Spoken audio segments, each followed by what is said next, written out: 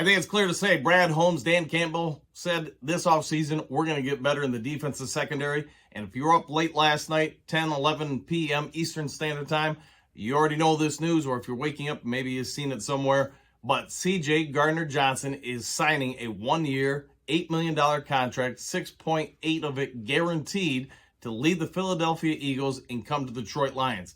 Now, we can say this, that's 3 guys coming in from the secondary to Detroit. And what does this mean for our NFL draft? Let's dive into all that and maybe just a little bit more in today's Lions Talk Live.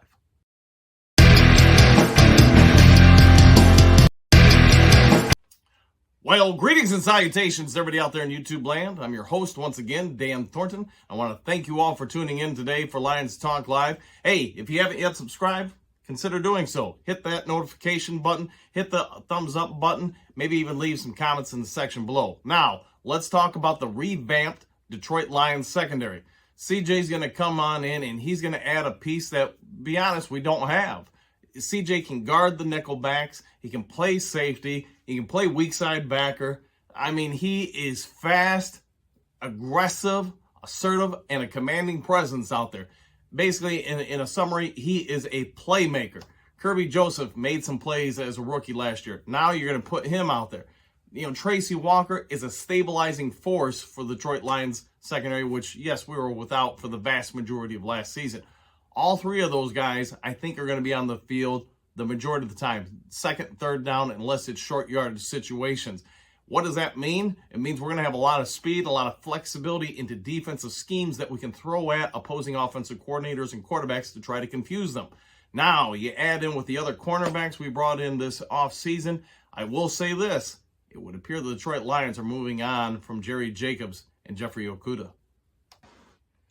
But let's stick on CJ for a moment. What is a playmaker? It's somebody that just has an innate ability, if you put them in the right positions, that they can do things most human beings can't do.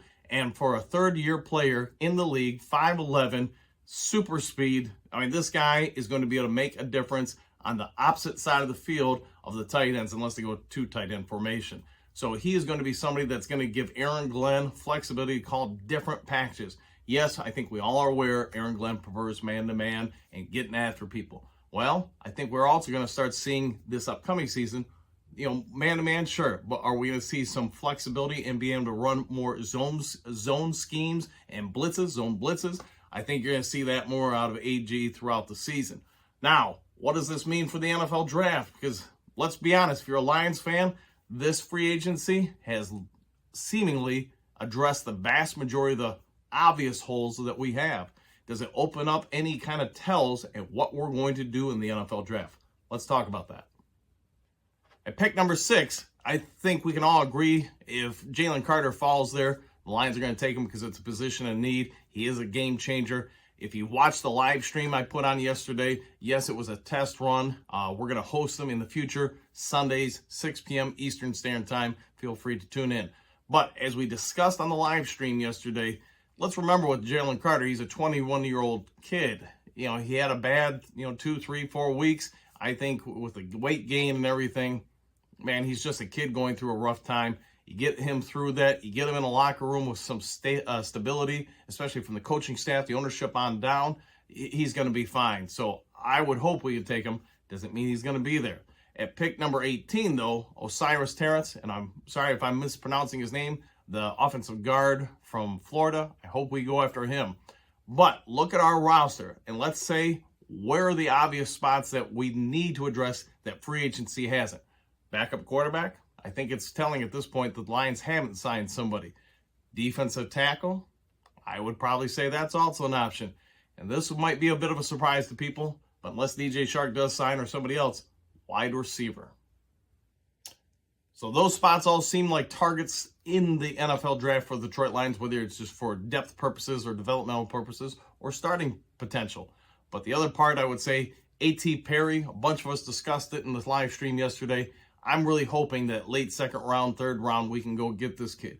If you're unfamiliar with him, 6'5", runs about a 4.43 40-yard dash, and he's just got abilities we currently do not have on the roster. I would also say I think linebacker is a spot the Lions are going to target. I think there are a number of them we could go after and get good return on value in the second round and third round. Doesn't mean Ancelone's, here forever just because he signed a contract for 3 years. Really, if you look at the vast majority of the contracts Brad Holmes has put out there, they're 1-year deals or 2-year deals. Yes, some of them say 3 years, but if you look at the contract verbiage, etc., the 30 years more or less voidable. Team can get out from it and not really have any penalties. So could Anzalone be setting up a season, maybe 2, where he's going to be developing a younger linebacker to come in for him? I like Anzalone. I think he's a stable player. I just don't think he's a game changer. And perhaps the Lions are going to be looking to address that in this NFL draft. Okay, sorry if this video may seem out of sequence here towards the end, but as I was getting ready to process and put up the video, we had some breaking news coming in. I didn't have time to get it and then edit it into the video until later in the day due to some work obligations. But here we are. We know Michael Badgley is going to re-sign with the Lions, the kicker. So very good first year with the Lions. I had, I think, an okay first game or two, but after that, the rest of the season, the guy was great. I'm sure most of you already know Romeo took a massive pay cut to remain a Detroit Lion. He stated he wanted to be here, he wanted to stay a part of the team, could see where things were going, and really thought this was a great situation for him to be a part of. So with Romeo taking the pay cut, and this is on top of Charles Harris already doing that a month or so ago, what does this tell us about Lions players? What does it tell us about some of the free agents? Obviously, people want to be here. They don't want to hit free agency. They don't want to get out and go somewhere else. They see, I'm pretty sure what all Lions fans saw towards the end of the season. This is the place to be. There's real potential. There's real potential for them to not just win the division, but can you really think of any holes in this team? Any obvious holes? I mean, the only thing I can think of is maybe backup quarterback, maybe a little bit more help at defensive tackle, and like we talked earlier in these videos, maybe a little bit more depth in wide receiver, especially if DJ Shark does not resign with Detroit. It's coming down, it sounds like, to either return to the Lions or going to the Carolina Panthers. We'll have to wait and see what happens there.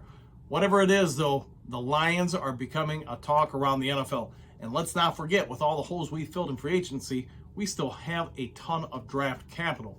I'm going to put out another mock draft based on today's results and the rest of free agency tomorrow, so hope you look forward to that. All right, I'm not going to go on much longer with this because, hey, I'm sure you guys have already been inundated with this information, so I just want to make sure I get it out there on the channel about CJ. What did you think of the signing? Were you caught off guard? Because I sure was. This guy was rumored to go to places like, Cincinnati or among other places. He is a game changer, and he's perhaps, other than Sutton, the biggest free agent signing the Detroit Lions have made that's going to have an impact on a season in some time. It's been years since we've had this type of results in free agency. And, I don't know about you guys, but I'm a budget person. Maybe that's just the coach and former general manager in me, but you see the amount of people we're able to bring in and at the cost that we're able to bring in.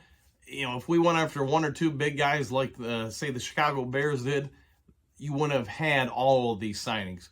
So I think we've put a lot of good parts on the board. I'd be interested to see what you guys think about it. Leave some thoughts in the comment section below. If you haven't yet subscribed to Lions Talk Live, please consider hitting that subscription button. Leave the thumbs up, and we'll see you all next time on the next edition of Lions Talk Live. Take care.